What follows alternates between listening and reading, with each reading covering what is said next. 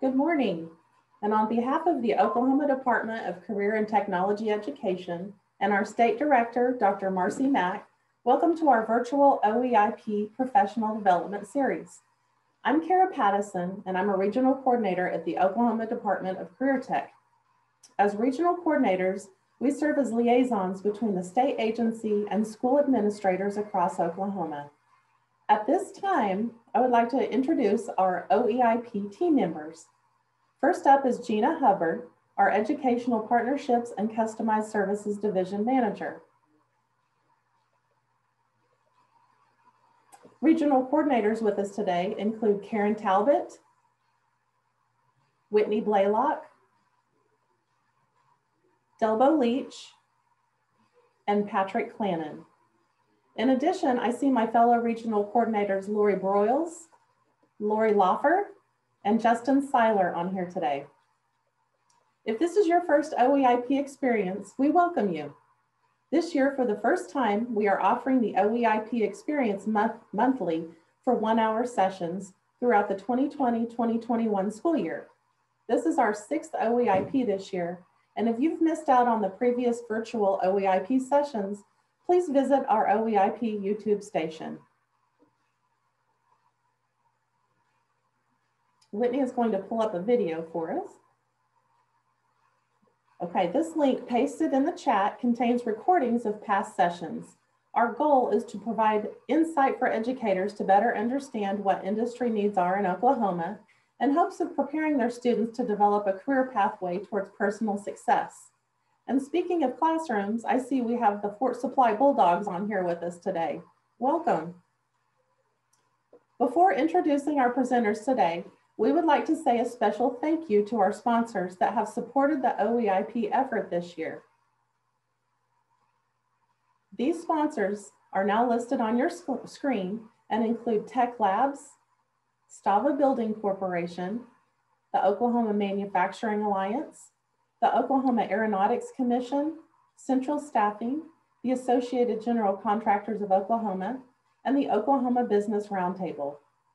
2 registered participants today will be the lucky winner of one of 2 $50 gift cards brought to us by our sponsors.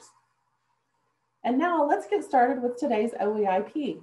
With the theme of construction careers, our guest partner today is the Associated General Contractors of Oklahoma.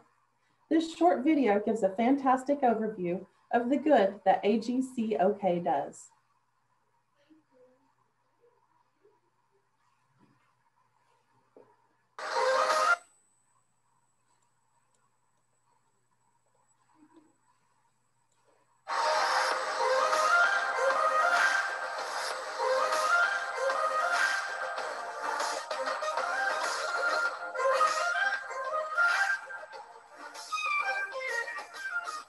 Today we had a classroom of 20 high schoolers from Capitol Hill High School come from Junior Achievement as part of a job shadow program, Introduction to Construction. There is a significant workforce shortage occurring in construction and other similar industries that require people to work with their hands. There's not people that are coming into the trade to go be plumbers and go be electricians and go do the actual work that it takes to build a building. So it's really important to us that we introduce high schoolers, young people that are graduating high school to the construction trades, let them know about the opportunities, the career opportunities that they may not have known about otherwise.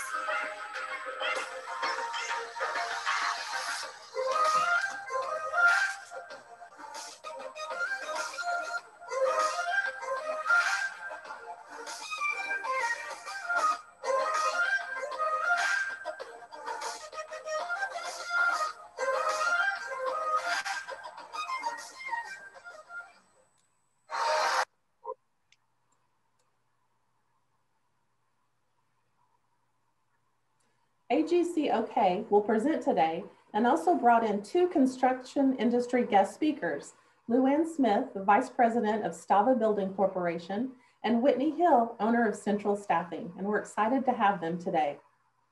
To get started, we have Jacqueline Gray. Jacqueline is the Education Manager for the Associated General Contractors of Oklahoma's Education Foundation as well as a National Center for Construction Education and Research Master Trainer. Her education experience includes a bachelor's degree in mass communications and an equine business and facility management degree. She has been with the AGCOK for a year and a half and thoroughly enjoys being an advocate for the commercial construction industry and helping the workforce in Oklahoma. When not working, you can find Jacqueline out at the barn with her horses and dogs, at a horse show, or cheering on her Sooners at a game. And now, Jacqueline, take it away. Jacqueline, you're muted. Muted. Famous last words. Oh my gosh, I literally just said, Jacqueline, unmute yourself. And here we are, I'm muted.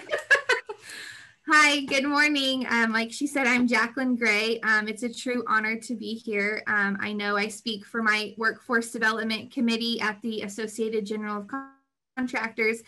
We are so excited to see this many people here. This is why we do what we do. So thank you for taking the time to be here with us and let us tell you a little bit about how we try to promote our industry in the state. Also with me here in my office today is our Workforce Development Committee Chair, AJ Brantlinger. He is works for DeLisi. So our first speaker of the day is Mr. Doug Tapp. He is the Chief Executive Officer of the AGCOK, and he's going to present a little bit on legislation in regards to the construction industry. So Doug Tapp is the Chief Executive Officer of the Associated General Contractors of Oklahoma. His educational experience includes a Master of Science in Civil Engineering and a Bachelor of Science in Construction Management from Oklahoma State University. He has over 20 plus years of industry experience. In his role as CEO, he is responsible for managing and leading the Oklahoma chapter, which consists of over 220 plus members statewide. Outside of leading the AGC of Oklahoma, he enjoys sharing time with family and friends. You will find him on a baseball field coaching young professionals about the greatest game of all time, or traveling with his wife exploring the country and taking on new adventures. So I'd like to present to you our CEO of the AGCOK, Mr. Doug Tapp. Thanks, Jacqueline. And thanks for all of you, ladies and gentlemen, for joining us this morning. I see a lot of familiar faces on the screen. The Associated General Contractors of Oklahoma building chapter, which we are actually one of 3 AGC chapters in the state, have had a very good working partnership with Career Tech and the technology centers for years. We used to have an AGC curricula that many of your instructors use to teach construction. Now, as Jacqueline and everybody else knows about, we are the sponsor for the NCCER curricula. And I can go on for a long time talking about the needs of workforce in our state and, the great jobs that you guys do at the tech centers and the benefits we have with our partnership and the partnership with NCCER. But I've been tasked with the very exciting conversation of dealing with legislation. So,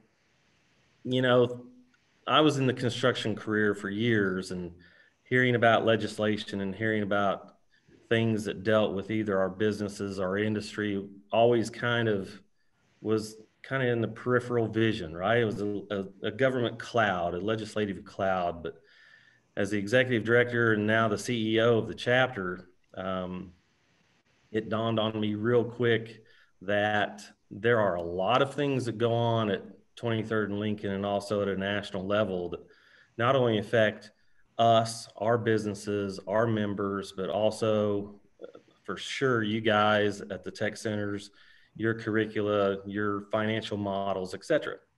So typically every year, we're going to see somewhere between 2,800 to, I think the most I've seen right at 3,100 pieces of legislation filed.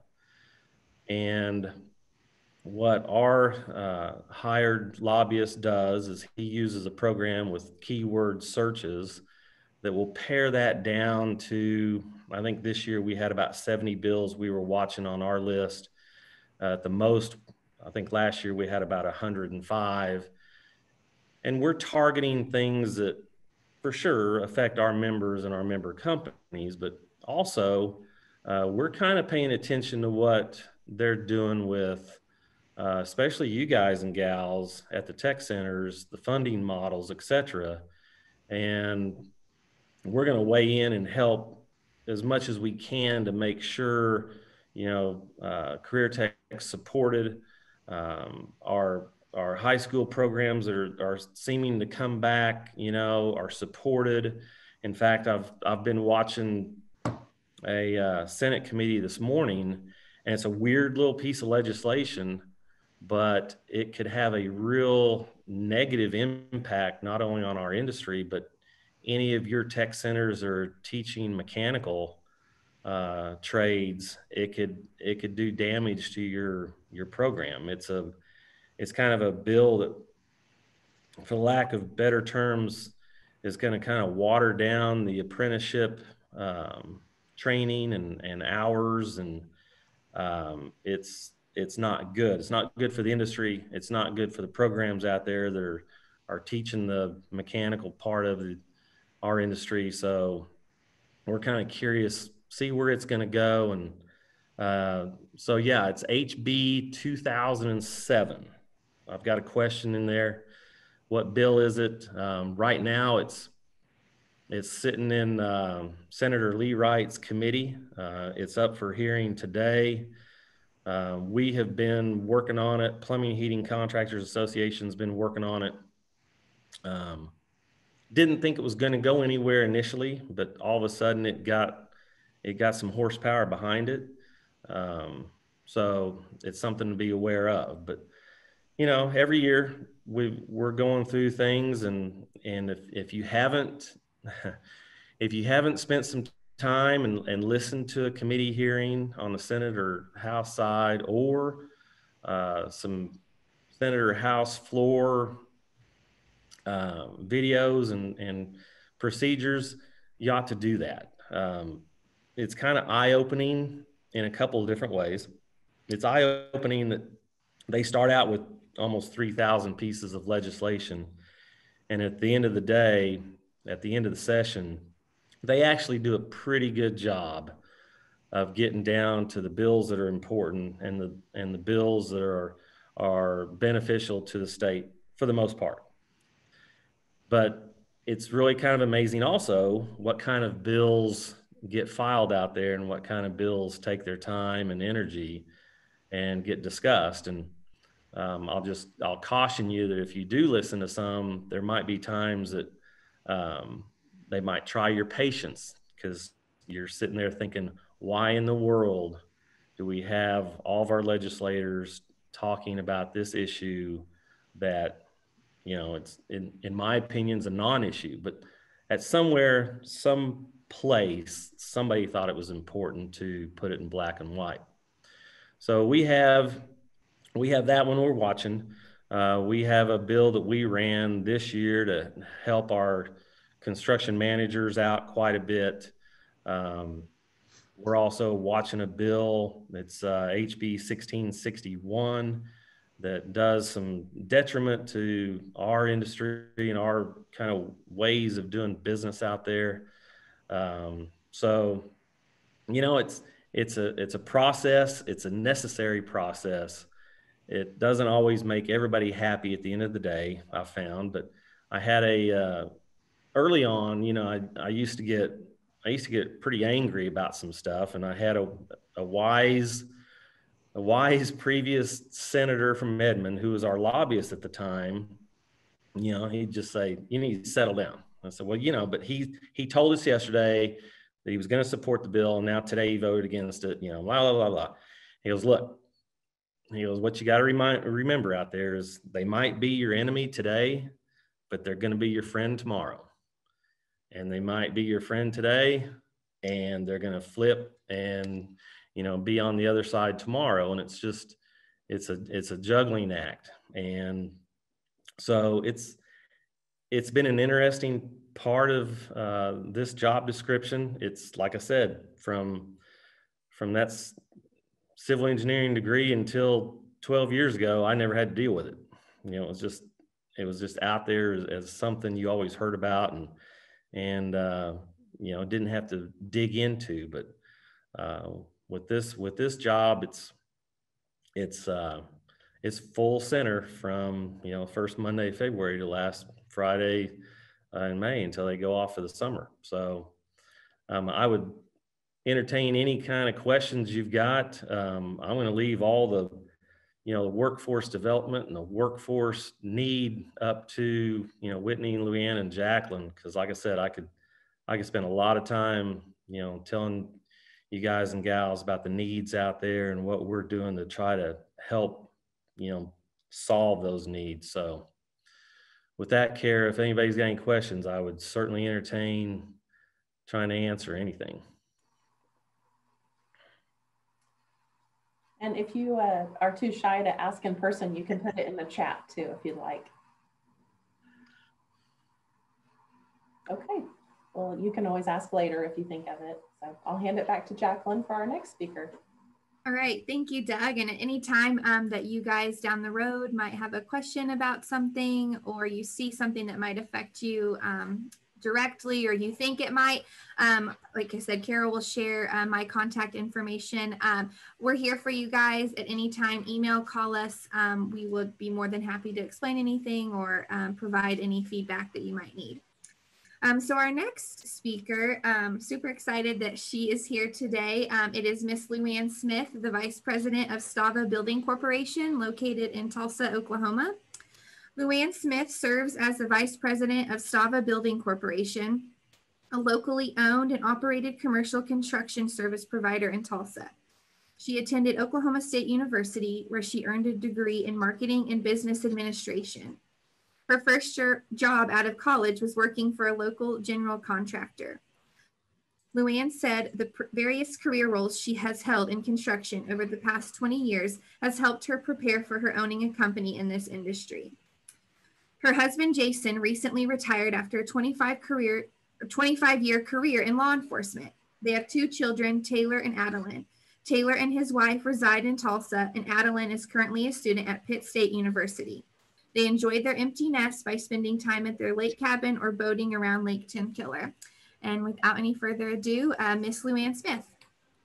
Thank you so very much. I wish my daughter was going to Pitt State to study construction, but I can't quite convince her of that yet, but I'm working on it.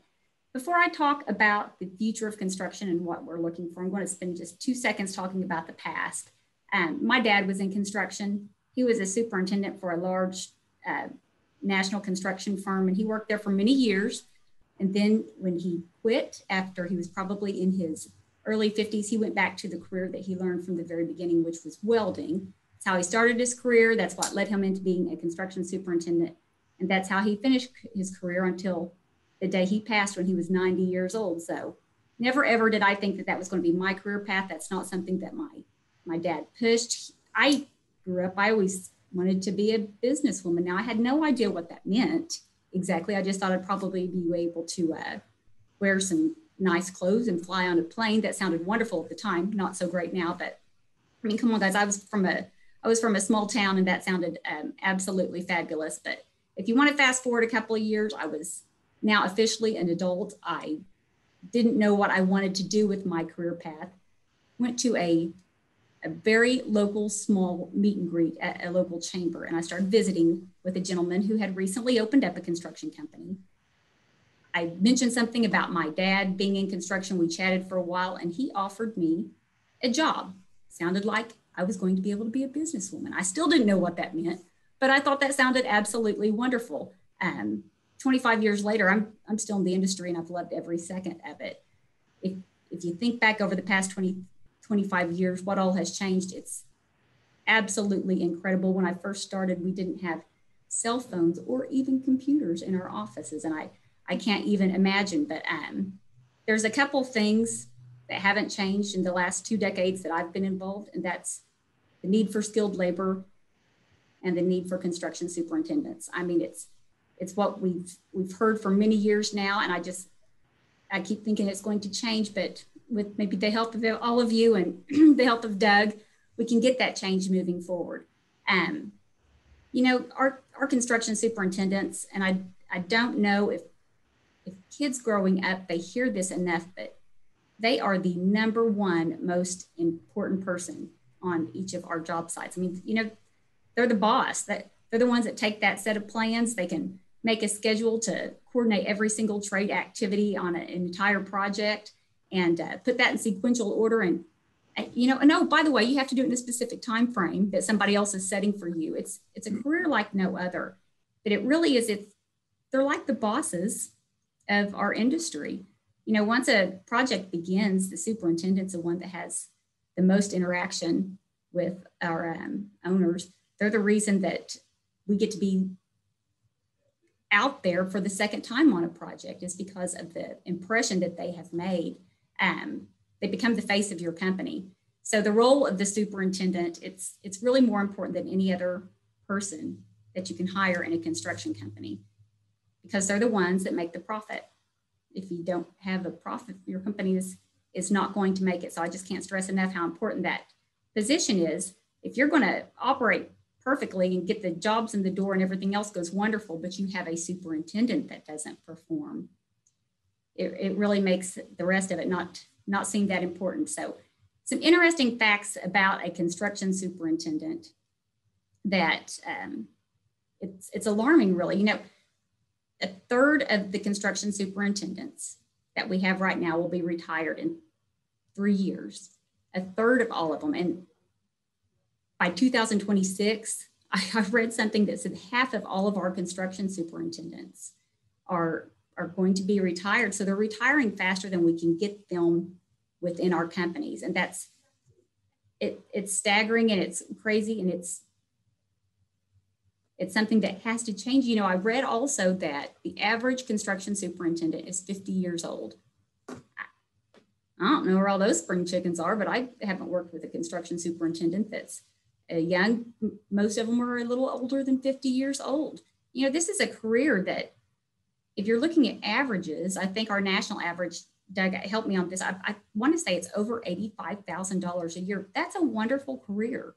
And I don't think that people understand, and we don't share that with our kids enough, that is an incredibly good living that you can make. And that's on the small end of the row sometimes. I mean, I've certainly worked with superintendents that have brought a lot more to the table and have earned a higher salary than that by quite a bit. You know, it's pure gold when you can find a good superintendent. So what I would like to say, that it's not just a problem in Oklahoma or Tulsa or at Stava building or whatever.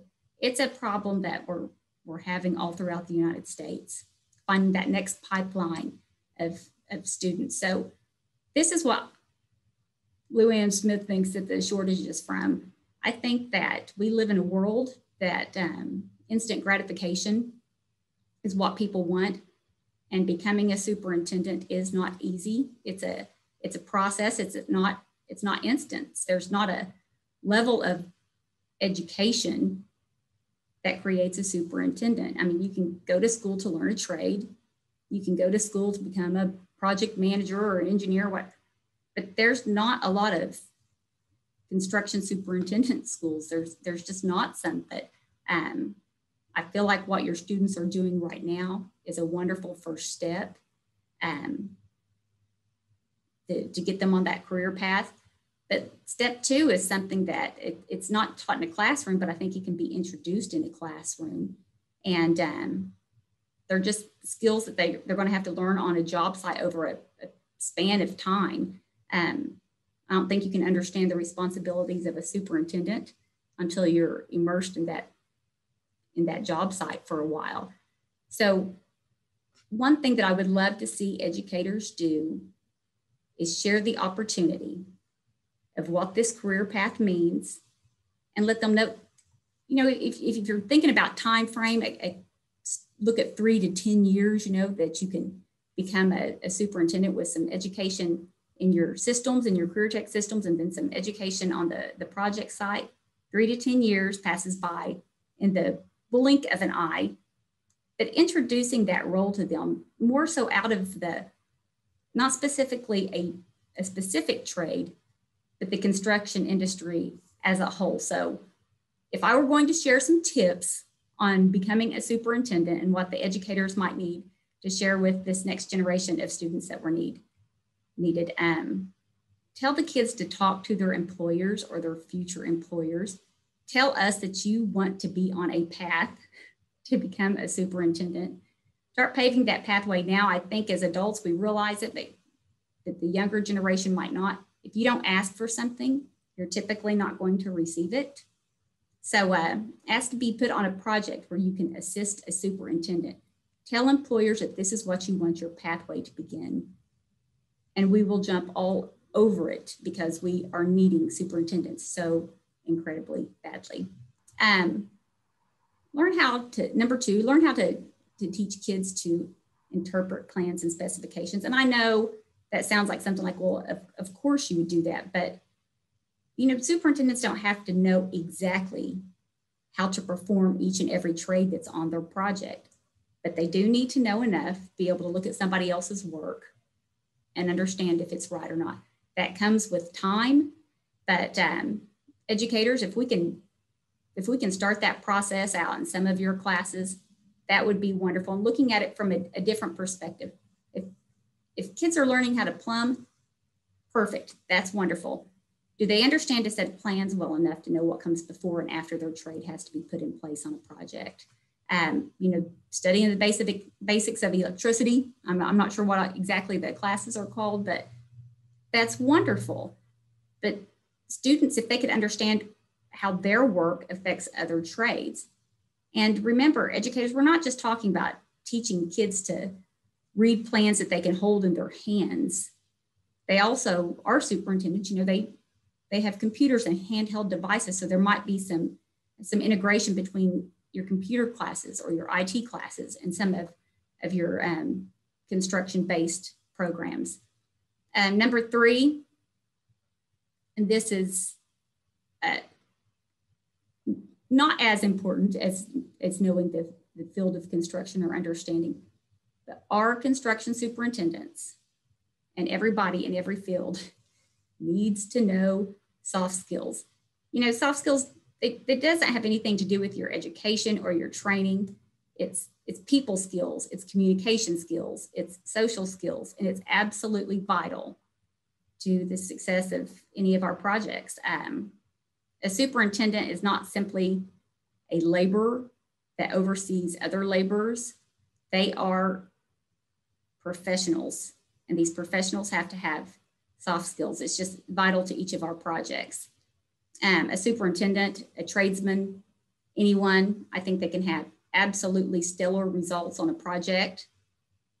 Everything can go 100% down the tubes if you've made an owner upset because you have an offensive tattoo. You don't understand how to have some basic communication skills. You're shifting blame. You have bad manners. You have a lack of communication.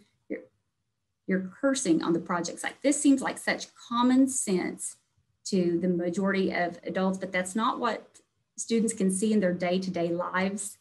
And they might not understand how that can affect them later on in their career path. I did have a project owner one time who asked me to replace a superintendent because he didn't look him in the eye and shake his hand. We don't even talk about shaking hands anymore. That's kind of taboo now, but at the time, he asked for he said he couldn't trust a superintendent that was shifty-eyed. These soft skills become so incredibly important. And, here's a big shocker that I'm not sure that we teach in the trades, but as a contractor, as a construction manager, the majority of our projects do not come from us being the lowest price. It's not a competitive system like that. The majority of our projects come from us interviewing. Owners choose us because they like us. So superintendents are a big part of that interview process. We have to being able to share what they do and explain what they do, and being that likable soul is just as important as a lot of their skills. So I'm going to do a quick recap on the superintendent position. You're making good money. There's absolutely job security. Think about this last year and all the people who were unfortunate enough to lose their job. Work ceased. It didn't for the construction industry. Thank you, Doug Tapp, for all your work on that. But construction is going to be an industry that's around forever and not not just for the short, this has been going on for 20 something years that I've been hearing about how badly we need the skilled trades and how badly we need job site superintendents. So it absolutely job site or job security in the superintendent and the construction trades. And 3, this job is important. This job is important. I don't know that we say that enough I would hate for a child to ever think that this is the last resort for something that they can do. I mean, they might not get this now, but at 30 and 40 and 50 years old, you're going to want to work in a position to where your employers think that your role is important. You're going to need to feel that. And that's absolutely the case with construction now. It's going to be the case with construction in 20 years from now. So I don't know if I can stress enough how desperately our industry is looking for help in this role as job site superintendent. I feel as if in educating, if we could involve some of the different contractors around, and I know in some cases there are, to give a different viewpoint or perspective of what they're learning and how important their role is. But I know in some of the career techs right now, you will have people who their full-time job is to go out and work with different companies around and teach soft skills. I've heard Tulsa Tech has that. There's a lot of industries around that are hiring these people to come into their companies to teach these soft skills. Wouldn't it be nice if we could work with those same industries and say, what are some of the things that you're needing, and incorporate that cross-training atmosphere? That would be absolutely wonderful. Thank you all. Thank you all very much for having me here. I hope that I shared enough and stressed enough exactly what we're needing in our industry. And if you have any questions, let me know. Luann, do you think that you could touch on maybe like a little bit of what the day in the life kind of looks like for a superintendent maybe? And then also, is there a beginning salary range and then kind of an ending salary range? Yes, a day in the life of a superintendent, it can be a heck of a day depending on the job. Our superintendents are the first ones there and they are the last ones there on the job. Like I said, they are the face of our company. They are the number one important person on a job site.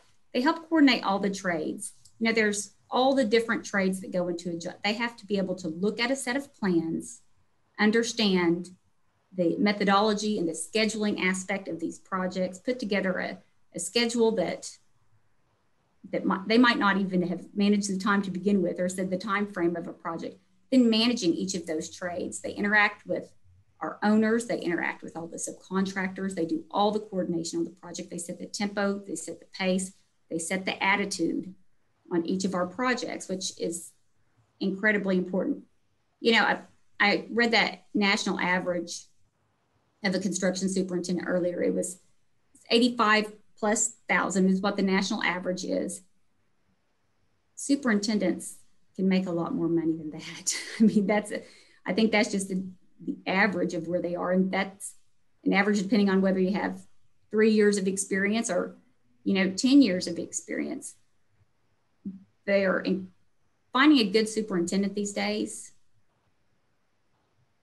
We're not getting them out of the education systems. We're stealing them from other people. We're trying to coax people to come our way. So it's a wonderful starting salary. It's a fantastic ending salary. And it all depends on your experience in staying in the industry. And I think I saw one more question about like, what do you have to do to be a project superintendent? So for instance, somebody that's coming out of the career tech or something like that, what should their path look like if they're interested in this? What would you suggest their next step be? And then maybe 2 or 3 steps after that. I think the number one thing for kids or anyone who's wanting to get in this industry should always think about is when you're working and you're interviewing for these companies, or you're already within a company and you're trying to build your way maybe up the ladder, tell your employer that that's what you want your career path to be. if they don't know when you're applying for a position or a field position or something within the company, and you're not saying, I want to be a superintendent, I want that to be my career path. That's what allows them to go, yes, let me put you with a qualified superintendent, one that we would like you to emulate, and then start training with them. You know, you don't just get to train, you still have to work on the job, you still have to do your day-to-day activities. But that training atmosphere, if you're on the job site and you know, okay, this is what you want your career path to be, they start incorporating the things that they have to learn. You're not just doing your job here. Let me show you how that looks like on the plans. Let me show you what that looks like out in the field. Why don't you come in here and sit in this meeting that I have to have with a subcontractor to hear how I talk and how I approach them and what our conversations look like. But if an employer doesn't realize that that's what you want your career track to be, 9 times out of 10, they're not going to jump up and say, hey, I really want to invest some time in you and some money to have you go on a career path that we don't understand that that's what they're wanting in the first place. Does anybody else have any questions that they want to unmute themselves and ask or drop in the chat for Luann? I see Doug raising his hand very excitedly. Yeah, so Luann touched on a couple of things, and a few of you on the screen and I have discussed this quite a bit, and that's soft skills. So if you go back in our industry, even, you know, the short time that I've been in the career, when we brought out an assistant superintendent or a superintendent wannabe and put them with one of our superintendents, that guy was teaching that young man or that young woman how to build a building, how to read prints, how to deal with the subcontractors. And now, through societal changes, a lot of our superintendents have been forced into, how do you get yourself up and get to work on time? How do you pack a lunch to where this job site's got a 30-minute lunch break? You don't leave for an hour and a half to run down to Burger King and back. You know, how do you not lose your temper with a subcontractor and still treat them as professional? So, you know, anything that our programs can do to build those skills up with the young men and young ladies that are coming out in the industry, that is a huge, huge piece of the game. I'd say, and Luann can weigh in on this, you know, 70 to 80% of their day is dealing with personalities, dealing with people. They've got to figure out their own personality and how they're gonna manage it. It's not just reading plans and going out there and, you know, being on the end of a tape measure all day. Most of their jobs dealing with people, dealing with owners that might show up on the job, dealing with their project managers. But I got to tell you, in all the job descriptions we have in the industry, that field superintendent is king or queen of their castle. That's right. They are building, and I can't have everybody show up to our annual meeting, but if you could see, and you'll see on Facebook posts after our annual meeting, you see the incredible buildings that this industry puts together. And there is a superintendent that has been in the lead on each one of them. And I've never experienced any other industry like it, where you can walk away and have that kind of satisfaction. And, you know, the average pay range is great.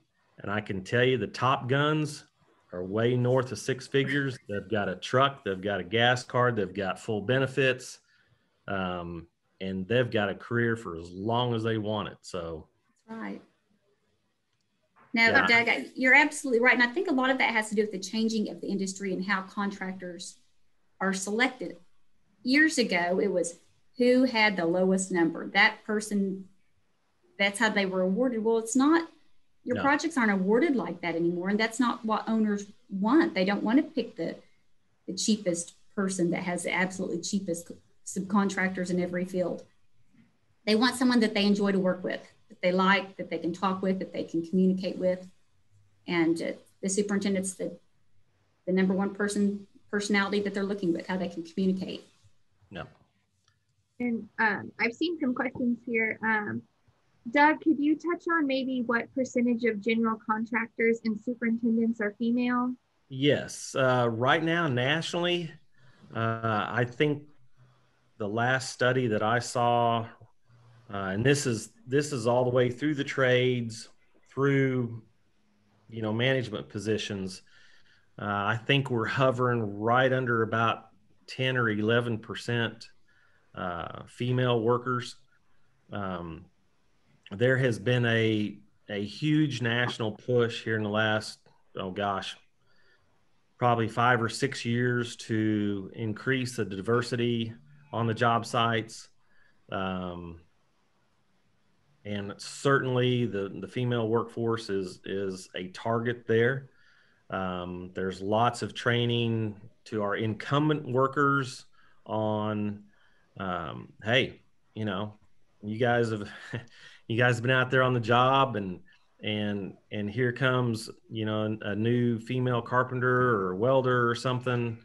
You know, what are your soft skills on making sure that new worker is welcome and feels like part of the team? So, you know, right now it's sitting at 10%. It needs to be more. And I know AGC of America has a pretty good diversity program going on to try to build up, you know, more of our female workforce. And you know, we got great questions coming in here. I'm loving this. I see where somebody, it looks like Chris Williams, has asked that he works with 4th to 8th graders introducing careers. What hands-on would he use to spark their interest in this career? You know, ooh, that's kind of a tough one, but I do know that going to career fairs, and also I would throw out through us here at the AGC, if at any time anybody on this call, you're thinking, you know what, could somebody from the AGC, or could the AGC hook me up with Luann or Whitney Hill or somebody to come in and personally speak to your class? That would be a huge honor. That is a great way that we can build relationships with you. So I see a lot of you guys on here asking about the ability and all of that.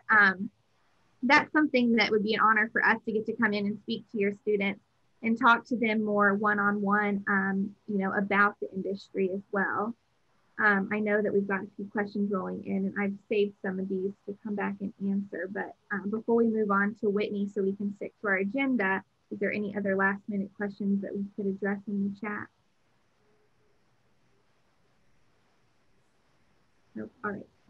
So our last speaker of the day is Whitney Hill. Whitney Hill serves on our Workforce Development Committee for the AGC of Oklahoma, and she's also one of the trustees for the Education Foundation. Whitney Hill is the owner and operator of Central Staffing Solutions of Oklahoma. Her educational experience includes the School of the Hard Knocks. She graduated from Choctaw High School in 2006. She started her career off working for the world's largest commercial cleaning company, Jacqueline, of Oklahoma, as the Senior Account Executive and Director of Special Events. In her 10 years at Jacqueline is where she first fell in love with construction by doing final cleanings. In 2017, she had a great opportunity and started Central Staffing Solutions. She says that it's been an adventure ever since. In 2019, Whitney was honored as the Eastern Oklahoma County Technology Center's Partner for Progress. In her free time, she loves spending time with her 3 kids and her husband. As a family, they enjoy hunting, fishing, exploring, and spreading the good news of the Lord. So without further ado, our third and last speaker discussing on applying for jobs in construction, Miss Whitney Hill. Hello, I'm Whitney with Central Staffing. It is an honor to get to speak with you guys today. I just wanted to reiterate kind of what Doug said earlier, that AGC Workforce Development's goal is to help you guys, help the students get into the career that they want and they choose in construction. So there's a few ways that I feel that we kind of miss teaching these students how to get a job in the construction field, or really any industry at the moment.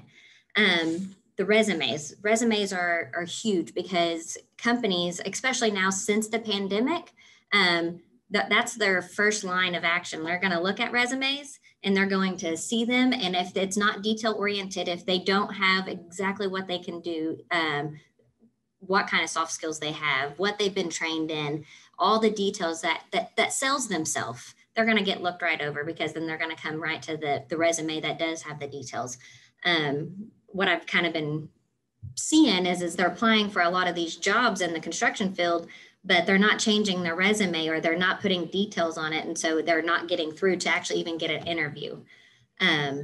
So that's one thing I know that we can help these career tech students do, is build a good resume, but no more than one and a half pages. Any more than that, it just looks like people just look it over. So keep it detailed, but keep it short and sweet. The next thing I think we should teach our students would be social media. Most employers are going to go to their social media accounts and see what kind of person they are before they even schedule the interview. So if they've applied, they're going straight to social media. So students need to be aware of that. I mean, you can see all over the media now, these people that are getting these big time jobs as editors of magazines that have tweeted something 10 years ago that are losing their jobs now. It's just kind of the world we live in, that whatever you put out there, everyone can see and can see it forever. It's not, you can't delete it. So they need to just be super aware of that, because everything, that's where they go for their outlet. So I don't know how to navigate through that, what the answer is, but they just need to be self-aware of what they're posting. And then before they go to the interview, the kids need to know that to research the company they're interviewing for, especially since the pandemic. A lot of, I don't know how much in Oklahoma, but a lot of companies are doing a virtual interview before they bring them in. So one, it saves on time, it saves on, COVID has taught us a lot that you can do through the computer before face-to-face, and they're not, but you lose the intimate relationship as you're sitting in front of somebody. So knowing who you're interviewing with, knowing the company, knowing their background, how they got started, already helps you build a rapport with the person you're interviewing with.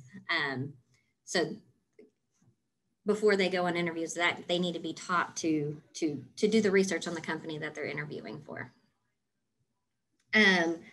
Follow through. So after they've applied, whatever platform it might be. So if they've applied directly through, let's just say Stava company, or Manhattan Construction, the follow through with it. So we'll give them a couple of days, and then you call and say, hey, have you seen my resume? Because sometimes in construction, you get, you always have to be on your toes, and you never know what's going to happen. So that person may want that, they need to fill that position, but if somebody's not hounding them, the problems may be bigger over here. So they need to do the follow through every 3 days, and until they get the person on the phone, because it also helps let the employer know that they are serious, they want to be there.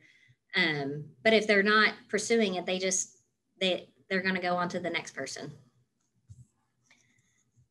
So the biggest thing I love about workforce development with AGC is they've developed Build OK Strong, which I think Doug touched on this earlier.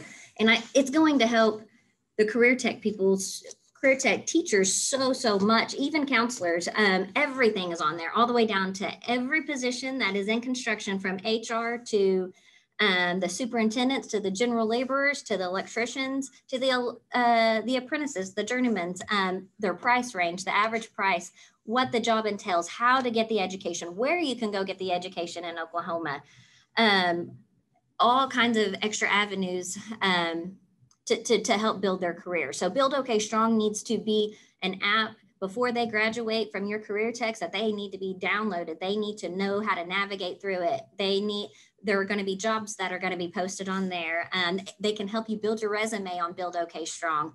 it's a huge, huge, huge thing for construction in Oklahoma. Like it's super exciting, and I'm glad we've got to be a part of it. But you guys at the Career Techs, it will be a super huge benefit to help your students get in the construction field and answer the questions that I see a lot of them being asked right here, but they're all on Build OK Strong. So you're never going to be without a resource with that website up and running. That's about what I have. Does anybody have any questions? Yeah, does anybody have questions, comments on that? I think I'll just reiterate from all three speakers that we got to hear from today that are leading this industry in their own specialized fields, that this is a great opportunity. Our Workforce Development Committee in the state here of the AGC of Oklahoma has decided, kind of one of our mottos is we want to start celebrating skilled labor. That is something that I am a roofer's daughter myself. That is something that I think needs to be a precedent over everything, that there is a job for students. We find we've had opportunities where we've taken students on job sites that maybe aren't that engaged in the classroom. Maybe they're kind of sitting at a C and D level. And then we take them out to a job site. They get to go see the new convention center. They get to go see the Capitol. They get to go see a new fire building that somebody's built. And then all of a sudden, this student has a new spark for life, and they are ready to go and discover a passion that they didn't even know existed. So the AGC is here for you guys as instructors. You guys play a huge role and are great role models for these students coming out of your programs. So I just would like to say that if you ever need anything from us, it would be a great honor to get to come speak to your classes, your students. Anything outside of this would be, again, a great honor. So I think I'll turn it back over to Kara. At this time, do we have any more questions? Well, thank you, Jacqueline. Before we wrap up for the day, we are excited to be able to offer 2 gift card drawing winners. And now, drum roll, Jacqueline will announce their names. Kara, could you let me have those names? I'm so sorry. Nope. Let's see, I texted them to you. I think that's sitting in the conference room. I am so sorry. Oh, that's okay, that's okay. Is it okay if I go ahead and yes. Okay, yes. Sorry everyone. Sorry. Let's see. Gift card winners are Amber Wood and her Fort Supply Bulldogs. Yay, I see them cheering. And our second winner is Chris Williams, Career Specialist from Kiamichi Technology Center. Congratulations. Yay, perfect. You'll be receiving your gift card in the mail soon. Thank you so much to the Associated General Contractors, Jacqueline Gray and Doug Tapp, as well as Luann Smith and Whitney Hill for presenting today. It was incredibly informative. I saw lots of people nodding their heads and taking notes, so thank you. We appreciate their construction industry expertise and years of experience, as well as their support of Career Tech and our K-12 schools. Be sure to watch for our next virtual OEIP session scheduled on Tuesday, April 27th from 11 a.m. to noon. It will be hosted by our BMIT, or Business Marketing and Information Technology Education Division, and includes guest speakers from Dell. Watch for the registration link on the ODCTE website. In addition, it has been placed in the chat. Also, make plans to attend today's Career Tech afternoon session, Trends and Employment in Oklahoma Construction Industry session, which features a panel of industry experts. This virtual discussion will be held on Zoom at 2 p.m. Oklahoma Labor Commissioner Leslie Osborne will discuss the need and earnings potentials for electricians, plumbers, pipe fitters, steam fitters, HVAC technicians, and roofers. The registration link has been placed in the chat as well. Finally, you will receive an email with contact information for speakers, as well as an OEIP survey shortly. This concludes our OEIP for March 2021. Thank you for your participation and support, and I hope you have a wonderful day. Thank you.